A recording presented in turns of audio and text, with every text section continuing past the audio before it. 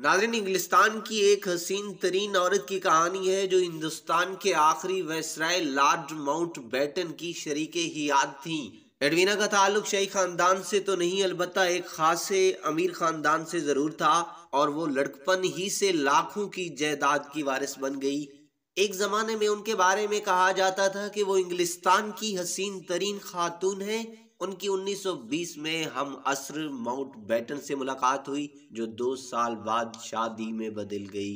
ये शादी किस तरह की थी, इस बारे में हम क्या कहें, खुद माउंटबेटन की जबानी सुनिए। माउंटबेटन कहते हैं कि एडवीना और मैंने अपनी शादीशुदा जिंदगी का बड़ा हिस्सा दूसरों की ख्वाबगाहों में गुजारा। अंग्रेजी इस्तिलाहत में इस शादी को ओपन मैरिज या खुली शादी कहा जाता है। इस जोड़े की बेटी पामीला ने अपनी आबीती में लिखा है कि उनकी वालदा मर्द खोर थीं और उनकी जिंदगी में तरह तरह के अंकल एक कतार की सूरत में आते और जाते रहे। नेहरू मामू, हम बाकियों का जिक्र तो नहीं कर सकते, अलबत्ता उनमें से एक अंकल पर थोड़ी रोशनी डालना जरूरी है, और वो अंकल हैं पंडित जवाहरलाल नेहरू, जिन्हें खुद पामीला मामू कहती थी। लेकिन कुछ अर्सा बाद उन्होंने नेहरू को मामू कहना तर्क कर दिया। शायद उन्हें एहसास हो गया कि नेहरू खुद मामू नहीं है, बल्कि किसी और को मामू बना रहे हैं। पामीला ने लिखा है कि नेहरू और उनकी वालदा की पहली मुलाकात सिंगापुर में उस वक्त हुई थी जब माउंटबेटन अभी वायसराय नहीं बने थे। उस मौका पर एक बेहद फिल्मी सीन पेश आया।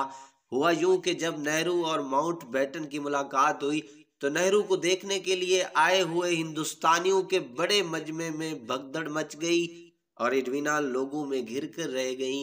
खतरा पैदा हो गया कि कहीं वो कुचली न जाए।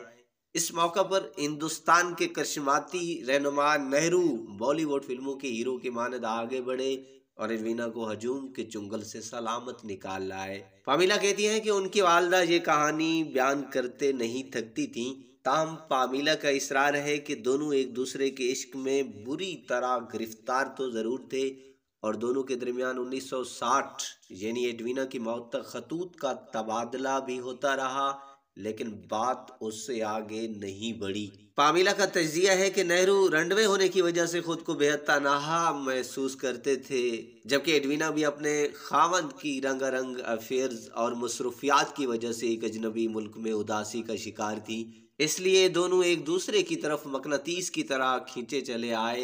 एडवीना नेहरू के नाम एक खत में लिखती हैं कि हमने जो किया या महसूस किया वो कभी भी तुम और तुम्हारे काम और मेरे काम के दरमियान हैल नहीं हो पाएगा, क्योंकि इससे हर शय तबाह हो जाएगी।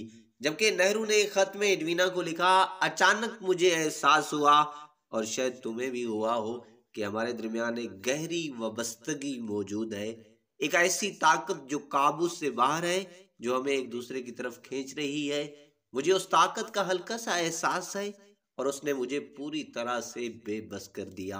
हम ज्यादा करीब आकर गुफ्तगू करने लगे, जैसे हमारे दरमियान से कोई पर्दा उठ गया हो और हम खौफ या शर्मिंदगी के बगैर एक दूसरे की आंखों में झांक सकते हैं। ताहम पामीला के मुताबिक ये मोहब्बत अफलातूनी ही रही, क्योंकि नेहरू बेहद इज्जतदार इंसान थे, इसलिए उन्होंने कदम आगे बढ़ाने की कोशिश नहीं की, वरना एडवीना तो ओपन मैरिज की वजह से तैयार ही थी।